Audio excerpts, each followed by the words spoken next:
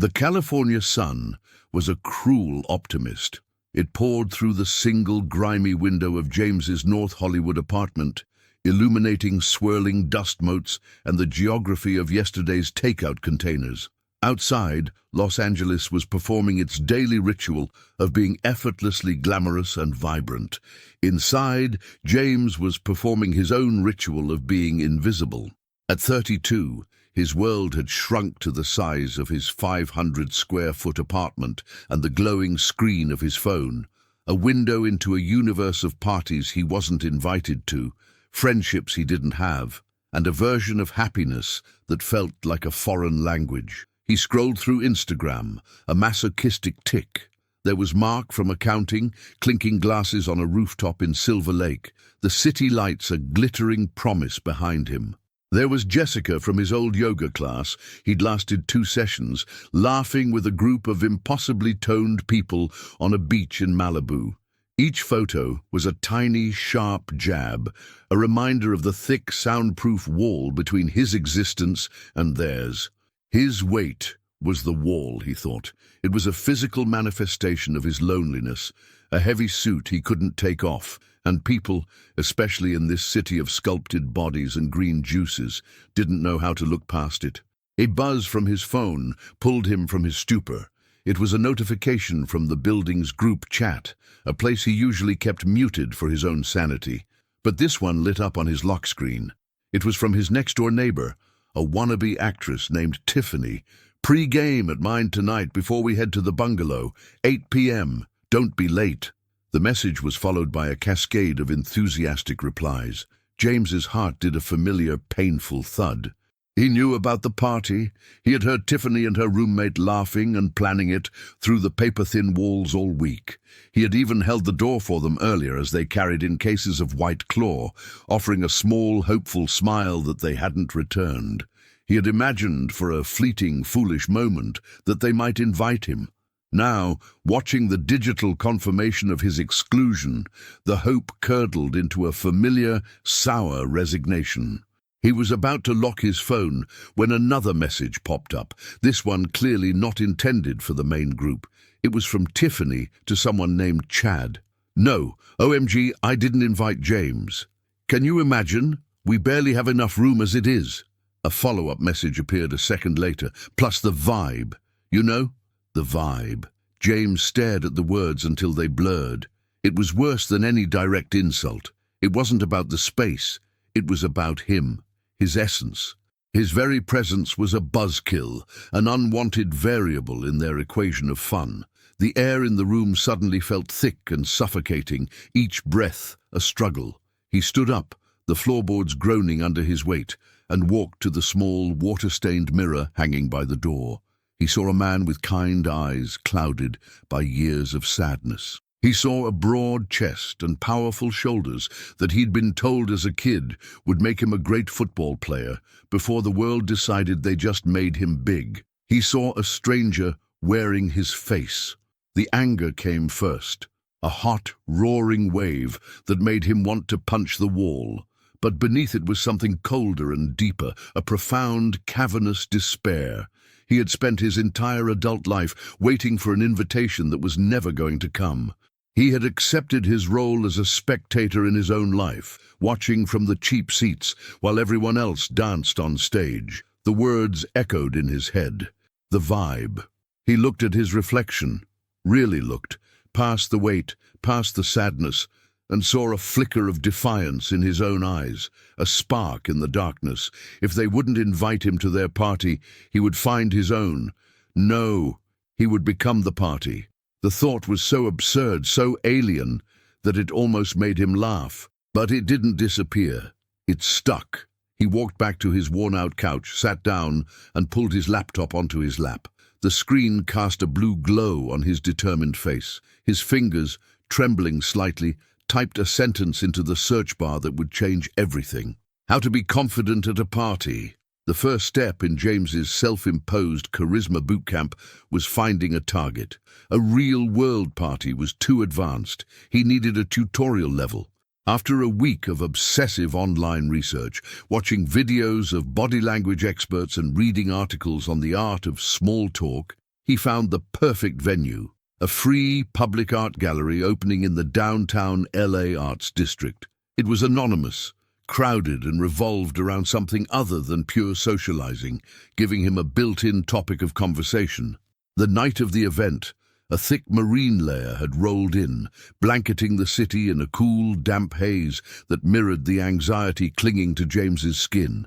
He'd changed his shirt 3 times, finally settling on a plain black button-down that he hoped was slimming, or at least inconspicuous. Standing outside the gallery, a converted warehouse with brick walls and enormous windows, he could hear the thrum of conversation and ambient electronic music.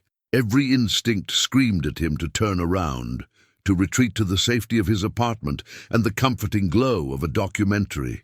He took a deep breath, the damp air feeling heavy in his lungs, and forced himself to walk through the door.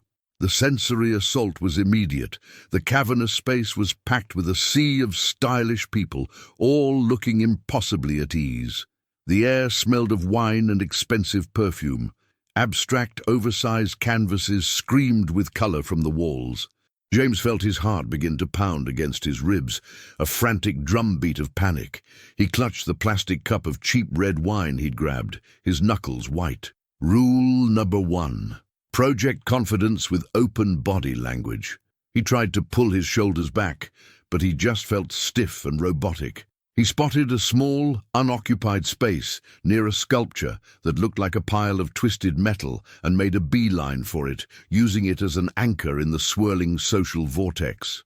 For 20 minutes, he just stood there, pretending to study the sculpture with intense focus, nursing his wine and feeling the hot blush of self-consciousness creep up his neck. He tried to make eye contact with passers-by, attempting a small, friendly smile as one of the articles had suggested, but people's gazes slid right past him as if he were a piece of the installation. The internal voice was merciless. "They can all tell you don't belong here. They're laughing at you. Just go home." He was on the verge of surrendering when he saw a woman near him stumble, sloshing white wine down the front of her black dress. Without thinking, he reacted. "Oh, shoot," he said, pulling a napkin from his pocket. He always had napkins. "Here, club soda is the key if you can find some." The woman, who had a cascade of curly brown hair and a weary expression, looked up at him, surprised. "Oh, thank you," she said, taking the napkin and dabbing futilely at the stain. "That's the third most tragic thing to happen to this dress." James felt a genuine smile form on his face, the first of the night. "Only the third? I'm almost afraid to ask what the first 2 are." She laughed, a real throaty laugh that cut through the gallery's pretension. "A run-in with a pigeon in Santa Monica and a tragic ketchup incident at Pink's Hot Dogs. She's a veteran." "A dress with a story," James said. "That's better than most of the art here." He gestured with his head towards a canvas that was just a large, solid blue square. "I've been staring at that for 10 minutes. I think it's staring back." She laughed again, and this time she really looked at him. "I'm Chloe," she said, "and you're the first person to say something real all night, James, and I'm pretty sure my realness is about to get me kicked out." They fell into an easy conversation. Chloe was a freelance web designer who hated these networking events but came for the free wine and the faint possibility of landing a client. She was cynical, funny, and utterly unimpressed by the performative coolness surrounding them. For the first time, James wasn't trying to follow a script. He wasn't projecting confidence. He was just talking. He told her about his data entry job, making it sound more ridiculous and soul-crushing than it was, and she told him about a client who wanted a website that was like Google, but more purple. He forgot to be anxious. He forgot to worry about his body language. He was just a man having a conversation with a woman. "You're actually really funny," Chloe said after a while, taking a sip of her wine. "You should lead with that instead of trying to look like you're contemplating the mysteries of the universe in front of a pile of scrap metal." James felt a warmth spread through his chest that had nothing to do with the wine. Noted. As the event began to wind down, Chloe hesitated for a moment before speaking. "Hey, A few friends and I are having a super casual barbecue on my apartment rooftop next Saturday. Nothing fancy like this. Just beer and burnt hot dogs. You should come. The invitation hung in the air between them. It was a simple, low-stakes offer, but to James it felt monumental. It was real. It wasn't a pity invite or a mistake. It was for him. I'd like that, he managed to say, his voice thick with an emotion he couldn't quite name. It was a cocktail of sheer terror and blinding, brilliant hope. The following Saturday arrived with the kind of perfect, sun-drenched clarity that Los Angeles sells to the world. A gentle breeze rustled the palm trees, and the sky was a flawless, cinematic blue. For James, it felt like Judgment Day. The rooftop barbecue in Silver Lake was a world away from the anonymous gallery. This was intimate. These were Chloe's friends. This was a test he was certain he would fail. He stood outside her apartment building, a classic stucco structure with a terracotta roof, holding a six-pack of craft beer like a shield. He had spent the morning oscillating between excitement and a paralyzing fear that made him want to fake a sudden illness. Chloe's advice from the gallery echoed in his mind. Just be you, the weird, sarcastic you. It sounded simple, but he barely knew who that was anymore. Taking a breath that did little to calm his racing heart, he buzzed her apartment. The rooftop was exactly as she'd described, unpretentious and comfortable.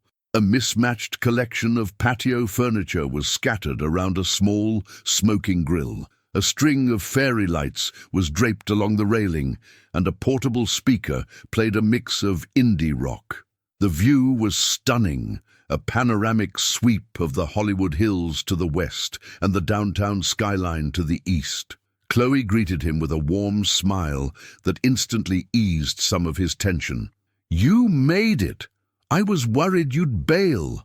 "The thought crossed my mind about 73 times, he admitted, handing her the beer. "Glad you fought through it," she said, guiding him toward a small group. "Everyone, this is James. James, this is everyone." He braced for the familiar wave of awkwardness, but it didn't come. Following Chloe's lead, he didn't try to be cool or impressive. When a guy named Dave asked him what he did, he didn't just say data entry. He said, "I'm a professional spreadsheet whisperer. I stare at numbers until they confess their secrets." The joke landed. Dave, a high school history teacher with a quick laugh, chuckled and started telling him about the absurdities of his own job. James found himself relaxing. He helped Chloe's roommate, a quiet musician named Leo, figure out why the grill was producing more smoke than heat. He got into a passionate, funny debate with another friend about whether a hot dog is technically a sandwich. He wasn't performing, he was participating. He told the story of his disastrous attempt at hot yoga, embellishing it with self-deprecating details that had the small group roaring with laughter. In that moment, surrounded by smiling faces, with the setting sun painting the sky in shades of orange and pink, James felt a lightness he hadn't experienced in years. He was funny, he was likable, he was, for the first time, part of the inner circle. As the night deepened and the fairy lights cast a warm glow over the rooftop, James became the undeniable center of gravity. People pulled their chairs closer to hear his stories. He had a knack for listening, for asking questions that made people feel seen, a skill honed by years of being on the outside looking in. He felt a dizzying sense of power and validation. This is what it felt like, to be wanted, to be the vibe. He was refilling his cup when he noticed Chloe, standing by the railing, looking out at the city lights, separate from the laughing group that now surrounded him. He walked over to her. "Hey, you okay?" She gave him a small, tired smile. "Yeah, just a little peopled out. You're a hit." "I guess so," he said, the adrenaline beginning to ebb, leaving a strange hollowness in its wake. "It's weird. Good weird. I don't know," he confessed, looking at the circle of new acquaintances. "It's like I'm playing a character, the funny big guy, and they're loving it, but it's exhausting. I feel like I have to keep the show going or they'll all just disappear." Chloe looked at him, her expression knowing. "That's the LA paradox.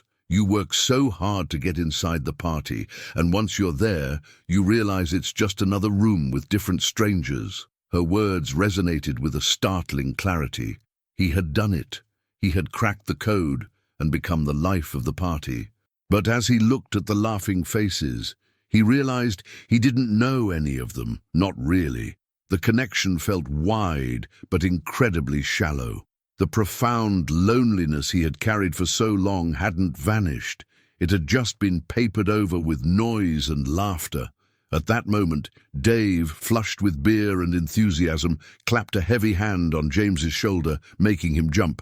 "James, my man, you are a legend. A few of us are going to a massive DJ night at a warehouse downtown next weekend. You have to come. It's gonna be insane." Everyone in the group cheered in agreement. They were all looking at him, their expectant faces illuminated by the fairy lights.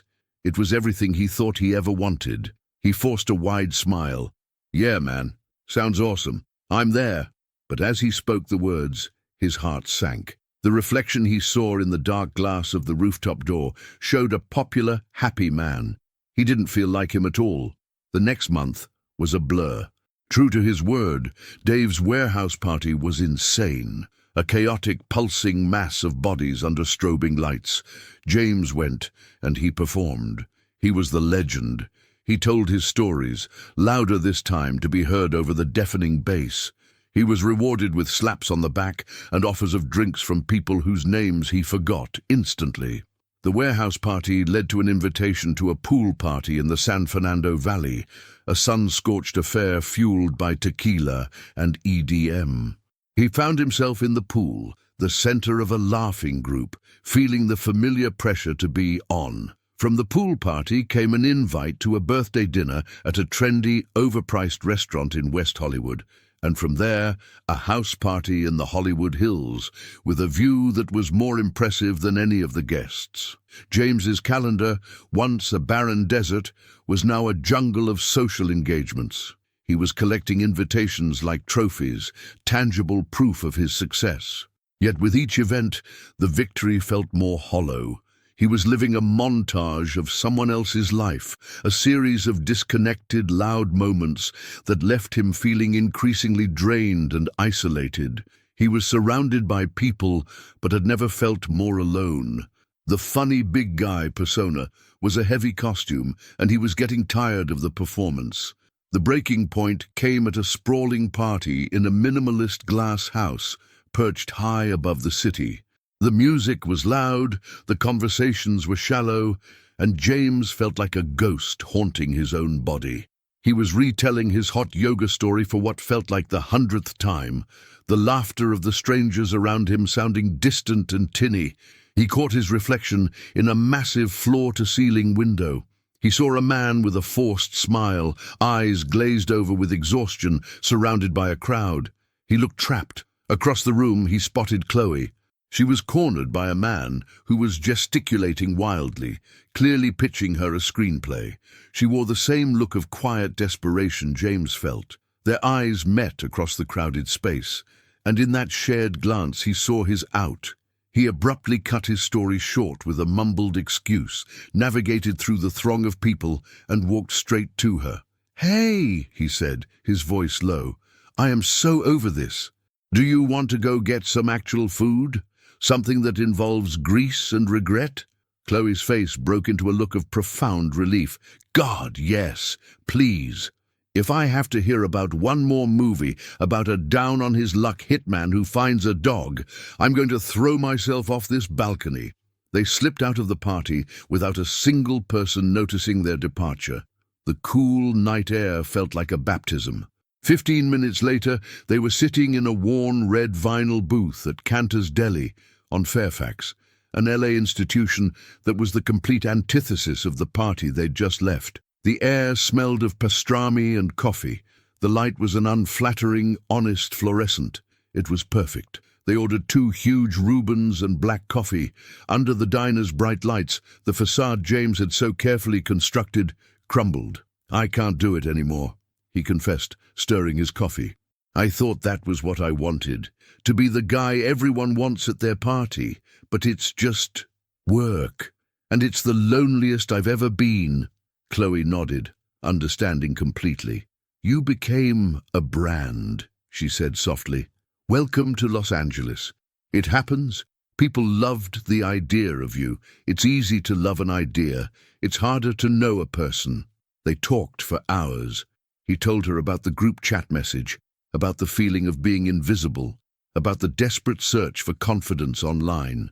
She told him about her own struggles with the city's superficiality, the constant pressure to network, to present a perfect, curated version of her life. In the quiet hum of the 24-hour deli, they found a real connection, something far more valuable than the fleeting adoration of a crowd. It wasn't built on jokes or performances, but on shared vulnerability. The final scene of James's transformation wasn't at a party. It was a few weeks later, on a quiet Tuesday night in his own apartment. The space was cleaner now, the takeout containers replaced by a few books Chloe had recommended. His phone buzzed on the coffee table, the screen lit up with a notification, an invite to Chad's epic birthday bash. He looked at the name, the same Chad from Tiffany's cruel message all those weeks ago. A year ago, an invitation like this would have been his holy grail. Now, it just looked exhausting. Another buzz. This one was a text from Chloe. Hey, me, Dave, and a couple others are going to the New Beverly tomorrow to see a classic Tarantino flick. Super nerdy. You in? James looked from one message to the other. One was a promise of noise, crowds, and the performance he had perfected. The other was a promise of quiet friendship, shared interests, and a comfortable chair in the dark. He smiled, a slow, genuine smile that reached his eyes. He wasn't the invisible man anymore, but he didn't need to be the life of the party either. He was just James, and for the first time that felt like more than enough. He ignored the invite and began typing his reply to Chloe, the soft tapping of the keys the only sound in the quiet, peaceful room.